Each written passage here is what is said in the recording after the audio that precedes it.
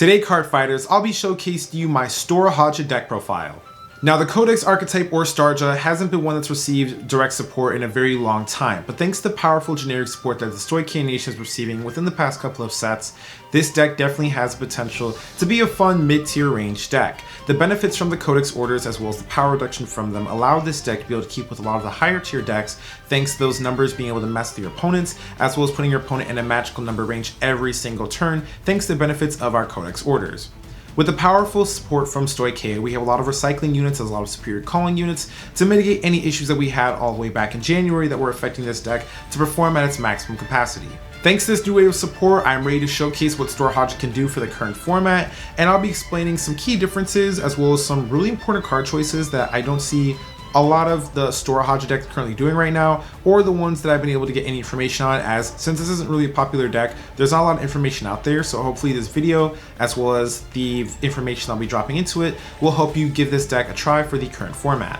So with that being said, for Stoeirhaja, I'm still playing the Codex ride line. This ride line is not interchangeable. There's nothing else to switch it with. There's no benefits in terms of the other generic ride lines.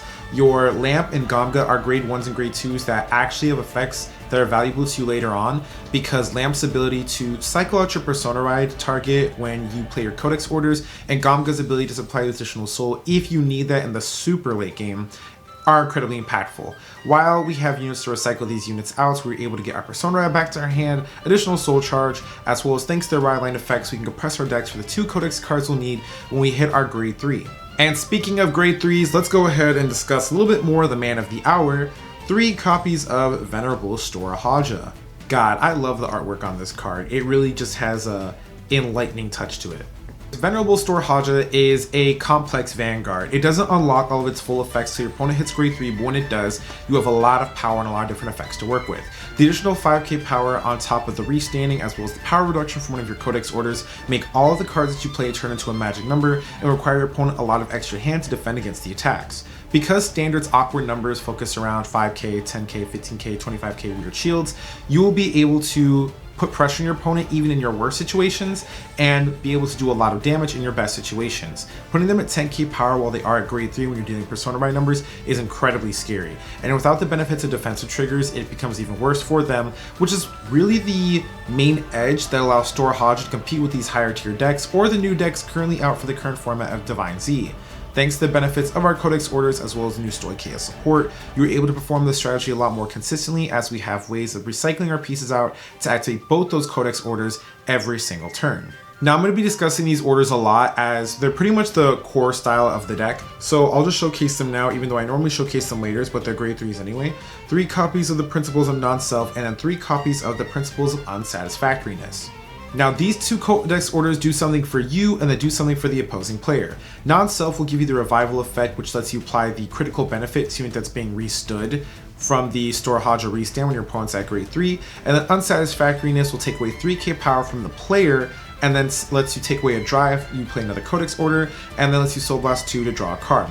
Both of these orders allow you the opportunity to give power to your rear guards as well as take power away from your opponent, making everything that you have a magical number, and then because they're cost free, it gives you the additional opportunity to play additional cards that are heavier in support or cost throughout the entirety of the deck.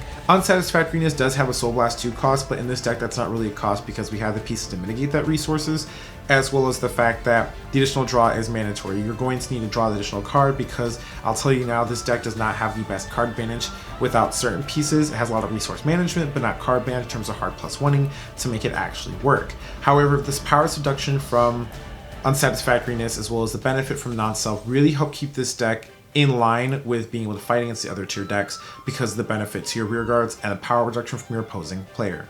Now for my grade 2s, I didn't have her in my last deck, but I really did want to have her, but she was just too expensive at the time. 3 copies of the Azure Sky White Scale, Asperonia, and Saphira.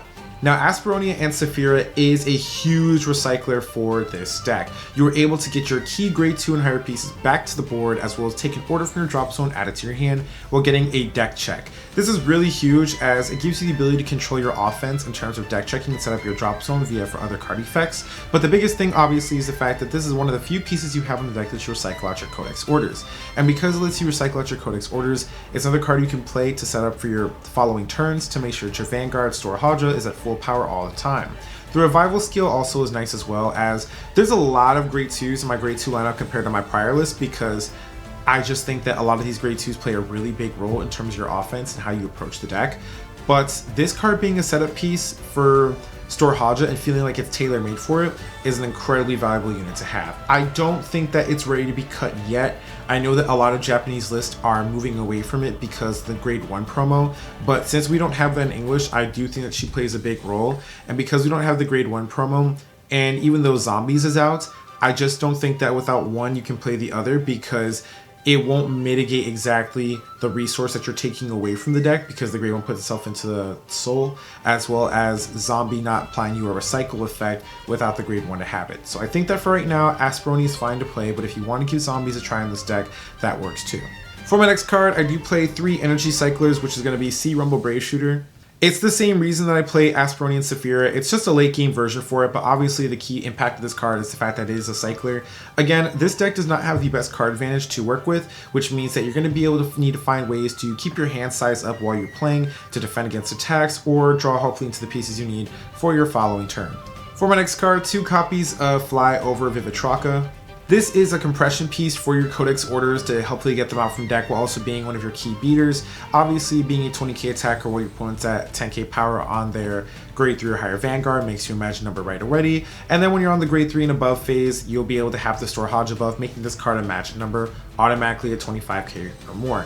I do think that Vivitraka is still a key important unit to the deck, because even if you fail on the Codex search, you still get a draw, but it is one of your free beaters, doesn't have a lot of restrictions onto it compared to some of the other cards you play in the deck for the power increase.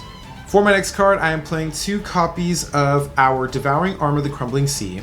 Still one of your best beater pieces of this deck, since we were able to unlock all of its effects through the way the deck naturally plays thanks to our Codex order as well as Stoeirhaja's ability. We are able to make sure that we're able to get the full 15k power onto this unit on top of the Stoeirhaja benefit, on top of the critical gain, to make this pretty much your pseudo win condition piece, because once you call it out and you have that critical gain, those 5 attacks, you're able to maximize its full power while also having the critical benefit prior to triggers and other effects to make this card a lot stronger. And a new addition to the deck, I am playing 1 copy of the Ace unit Pence. Because Pence serves as an additional compression piece, callback piece, and uses up energy versus CB or Soul, which is one of our other key resources for this deck, I feel like playing one of her was actually okay. I think that Pence, especially the compression effect, because you want to put those crumbles or Vivitrakas into your drop zone to call them out for later plays when you need it, as well as the fact that she herself can turn to a 25k beater, makes her a really strong card. You know, it's the Ace unit, you can only use it once, but even if you can only use the effect once, it does enough for your deck to help make sure that it's consistent in what it wants to do. Now for the grade 1s, I'm obviously playing 3 copies of our Stoicheia PG and 1 copy of Elementaria. Next up, I'm playing 4 copies of the Amicable Maiden Alvinia. This is a grade 1 version of Saphira, and essentially more copies of your Codex orders. Alvinia, her key role obviously is to help make sure that we can cycle out those Codex orders back into our hand, and because she's a grade 1, she's one of the few cards you can call in the early game to call back some of your other grade 1 pieces. I've got 2 others in here that I think are really important to the playstyle. I'm pretty sure y'all can guess what the other one is, because every Codex deck is going to play it, but Alvinia is one of your key cyclers for your orders, as well as calling back your key grade 1 piece that the deck does need to make sure that you're able to once again maximize on your full tempo plays. For my next grade 1, it is 4 copies of Affectionist Porpucanus. This is one of your soul generation pieces. I know some people like to play 1 copy of Elmadar, but there was no space for it in this deck, and I didn't feel like it was really needed to be played. Thanks to Porpucanus, you get soul, you get power, and you get to draw, and it's also a grade 1 body that you can throw, which once again gives you something new in the early game, which is why Alvina is also just as important outside of the cycling effect. But you're able to use this card in terms of maximizing your first wave of attacks, which is really huge because that's something that not a lot of multi-attacks worry about or do. Because your first wave attacks usually are your weakest, and the multi-attacks, once you get the triggers, the effects, the benefits from restanding, or whatever it might be, you don't have a lot of cards that actually do anything to support you on your first wave, but this card does. That 5k power benefit will help push anything that you have on the rearguard circle to a magic number if your opponent hits defensive, because the extra 5k buff on top of their minus 3k debuff really again puts them in an awkward situation to dealing with these attacks. And for my last grade 1, it is 2 copies of the Burrow Mushrooms. Now, Burrow Mushrooms, I'm still iffy on. I personally like it because it doesn't have a cost and it gets going right away. I know a lot of people are switching over to Harvest Elf, but I'm just scared to play it because keep in mind the deck doesn't have a way of generating soul outside of your Affectionate Port Buchanus, which means that your soul is going to your Order, your Ride line, and then Harvest Elf. And the best part about Harvest Elf is the fact that she can give you a free column at a magic number in the early game, so let you draw cards. But I do think that Burrow Mushrooms is fine right now. I don't think it's a bad piece to play.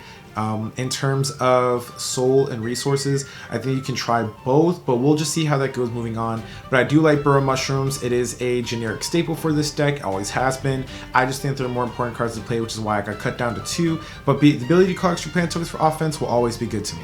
Now moving on to triggers, I am playing a 4 effect crits as well as 8 generic crits. Despite the critical buff in this deck, I do think that it's important to play a lot of high crits right now, or the maximum amount you're allowed to play. The power from non-self and the critical gain you get in the power reduction, you really want to maximize being able to deal as much damage to your opponent as possible because that's what crits are for, especially on that power reduction. You know, a lot of decks are not used or don't have the piece to deal with power reduction because they're relying on defensive triggers or just a huge hand size to get them through things. But putting them at that awkward number with that high critical benefit on top of the non-self critical that you get with 5 attacks makes this deck really scary. And I have considered at one point playing 4 of the effect crits as well as 3 of the, you know, normal ones to play more draws. But with all the draw effects that I have, as well as the front row power benefit and the Codex orders, especially in this time period of Vanguard right now, I don't think playing a long game is super relevant. I think that the amount that you draw from your Cycler and your other pieces and the amount of recycling that you have has really helped this deck a lot, especially in the current format. So therefore, I just think that maximizing your crits is more important than worrying about the additional draw from a draw trigger. But I do still play 3 draws. I think that draws are just a little bit more important than fronts in this deck. I know a lot of people like to play fronts or they like to just do rainbow because of the nature of the deck. But right now, it just feels really important to draw cards. It feels really important to draw into certain pieces. Make sure you draw into your orders, your recycling pieces, especially in the later game when this deck does have a bit of a hard time because it relies on you continuously having access to your cyclers, but hopefully the game should be done by then to make sure that you're able to do your strategy every single turn. 1 copy of the Stoeirhaja OT. I've seen some people experiment with the OT in this deck, specifically the purple one, but I think the Stoeirhaja OT is still the best. You know, all the benefits you get from this card, just too good to pass up on. I will always play the Stoeirhaja OT in any of my other decks unless there's a specific reason on why I need to play one of the different ones. It's just too good in its own nation. And finally, obviously, for heal triggers. Now, when it comes to the heal triggers, I do want to say, and I think I've said this in my last deck profile, a 2-2 split is actually reasonable right now. 2 regular heals and then 2 heals, specifically the ones that let you gain additional shield when something attacks twice, I think is actually going to become the new norm because all the powerful decks right now, or all the top tier decks, have units that restand versus Superior Calling during the battle phase. I know Alculibra just got support, you know, Argo Siren just got support, Basagra has restands, Harluru, their whole strategy revolves around restanding. Yeah, I just think that a 2-2 split is going to become the new norm because in 80% of the best decks right now, they all have something that lets them restand. Oh, Levy Dress 2 that you think can also restand its pieces. I just think it's too good to pass up on. Now that concludes my deck profile on Stoeirhaja, you guys, and to give this deck a grade, I'm actually going to give it a high C+. I think that Stoeirhaja still has the tools to compete with a lot of the mid-tier or even be better than a lot of the lower tier decks. It's consistent, it's got recycling, it keeps a stable hand but doesn't have the best card advantage. It is locked behind your opponent being grade 3, but you do have the pieces to go second and be okay and the pieces to go first and be okay because of the way the deck is built, or at least my variation of the deck is built, to make sure you're able to compete with these other decks in the current format right now. And it just needs a little bit more of a kick. It needs a stronger Codex card as well as pieces that actually benefit the Codex playstyle, because I know the new Ladybug card just came out, but it doesn't do anything for the deck. I'll just tell you that now. It's a really bad card unless we were in a specific meta. It has consistency, it's got the recycling effects, it's got a lot of strong things going for it, but it just needs one hardcore push to really take this deck to that next level. But we'll be discussing that in my next video coming up, which will be what I think Codex needs to be successful. And with that being said, card fighters, I will catch you later. Peace.